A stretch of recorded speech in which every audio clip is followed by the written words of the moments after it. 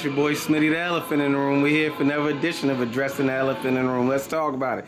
And you know I had to come pull up to the Headbangers Gym to holler at the OG himself, Mr. Barry Hunter. How we feeling today? You already know, man. I'm good, man. Good, man. You got two of your stud prospects getting ready to get back in that ring November 22nd. Man Alive Casino, how y'all feeling in the house camp coming along? Oh, it's going to be hot down there, you know what I mean? Homecoming. People going to be in full force. So I'm looking forward to it. I'm ready to roll. Got you, man. Y'all, you coming off two of you, the two, Nasheed Sugar Shee Smith and Derek Scooter Davis, they both just fought. Scooter back September 5th at the not the Capital One, but the Care First Arena down there in Southeast. Then you had Nasheed Smith that just fought on the card. Where was they fought at? Fort Washington? Rosecroft. How are you feeling both of them? What were you impressed with both of their performances? Yeah, the trajectory that they're on, if they're still on that path, I got no doubt. They're going to be fighting somebody for a world title real soon.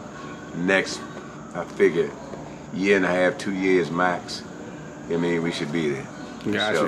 And then I can't forget about Kobe Brady going to Barbados. Absolutely, I almost forgot to bring Kobe. 25th, and do his thing. So, everything's going good. Got you, man. Well, we'll start off with Nasheed Smith, man. He had an impressive stoppage victory in his last fight. Was that part of the game plan? Because, you told me, you and Coach Book, y'all have a motto. You don't get paid for overtime. We get paid for what's on that dotted line. So we're going to get him out of here if we can. How impressed were you with his performance? It was very good. Of course, these are guys that, and I always thank the opponent as well. But these are guys, if you're going to get to that level, especially world-class level, you got to blow through people like this, man. You know what I mean? So he went out there, he did his thing, and I think it was second round. Yeah. Second round, this thing is second round, man. So, again, we on to the next episode. But like I try to tell them, because there's a reality, you know what I mean? I've seen, people like Scooter and Nasheed before, right? In other words, talented individuals.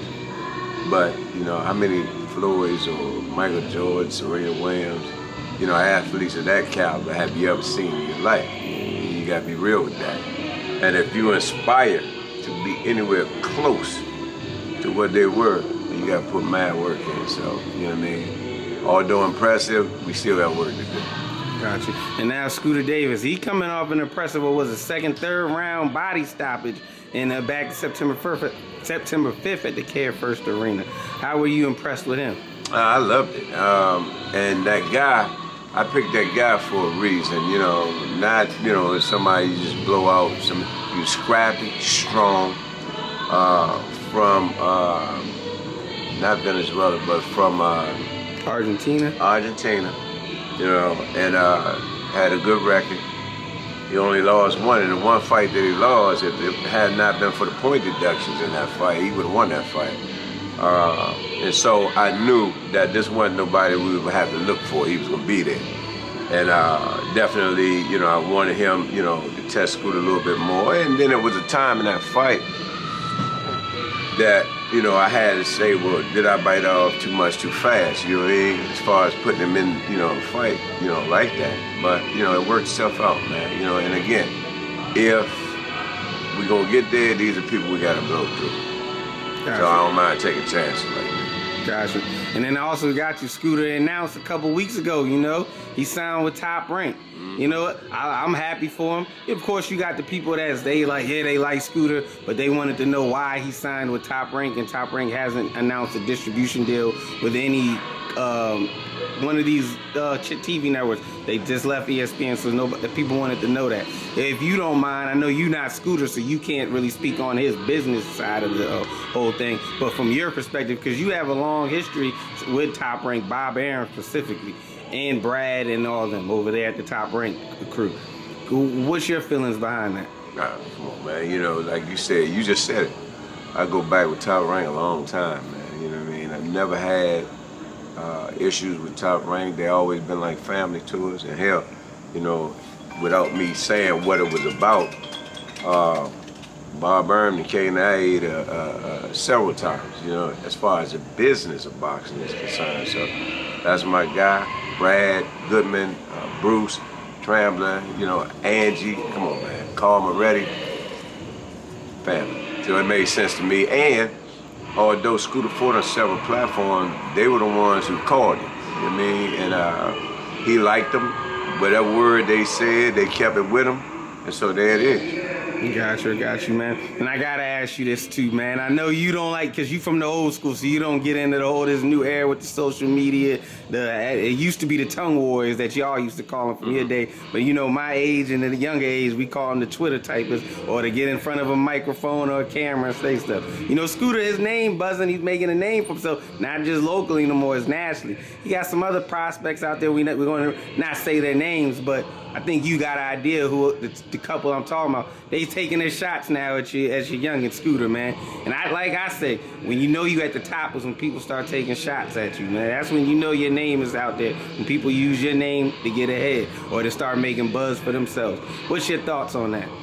Well, again, you just said it. You know what I mean? Worry when they're not talking about you. You know what I mean?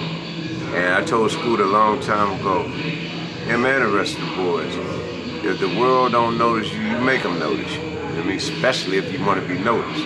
So, and what we do, you've been in here, we don't do no discriminating, man. You know what I mean? And when that time come, hopefully all these young guys, Scooter and them included, stay on that path. And then you can force, and then they keep winning, and you can end up forcing the super fights of yesteryear. That's what I want to see. I like all of them to fight, to be honest with you. You come from that area, you know, the four Kingsmen, Marvin Hagler, Tommy Hitman Hurst, Sugar Ray Leonard, and Roberto Duran, where they all fought each other. They all got losses, but they all got some great wins over each other because they all did what you said. Wilfredo Gomez, Danny Lil Red Lopez, James the Heat Kitchen, Iran the Blade Barkley. I mean, let's go on and on, man. Alexis Arguello, which was one of my favorite fighters. So, them gonna be some big shoes to fill, man, you know, and hopefully that, you know, the teachers do their job, the trainers do their job, fighters do their job, and we can once again, especially before my life is over, see something like that again. The golden days, the glory days, like we just said, the four kings of boxing, man. Yeah. So, you know, I spoke with Sheed a little while ago. You know, he said, yeah, obviously, we're not looking forward, not looking past the November 22nd fight. But he said if it was up to him after that fight, he would love to fight again. He said realistically, it might not, but if it comes across y'all desk, y'all gonna make it happen. What's the plans for your both Sheed and Scooter going forward? Is they after they handle business in November, late November, is the plan to get them back in the ring one more time, or y'all gonna attack 2026? Well, of course, you know, if we could squeeze another one in before pause. Coach Barry said, I'm hip to you, Smitty. I got this. Then we could get another one in before the year changes, and that'd be cool. But realistically, you know, I doubt it very seriously. You know what I mean? Hopefully, like I said, go in there and get them dudes out of there, and if something becomes available, then we can get on, you know, go it on and do our thing. But if not, you know, we can wait for next year. Got you. And before I get going to like 8 or 9 fights or something, so got cool. you. And before I let you go, man, what can the people expect, man? November 22nd, November 26th at the Maryland Live Casino from Derek Scooter Davis and Nasheed Sugar Sheed Smith. Sugar Sheed Smith, he gonna go in there, do his thing, be explosive. Of course, in Scooter's case, it's shark season, blood in the water. There's a frenzy going on. There's a frenzy going on. But you got people trying to jump in the water with the shark, though. The shark is an apex predator, bro, with no equal. So, let's get it. I got you. It was appreciate you rapping with you.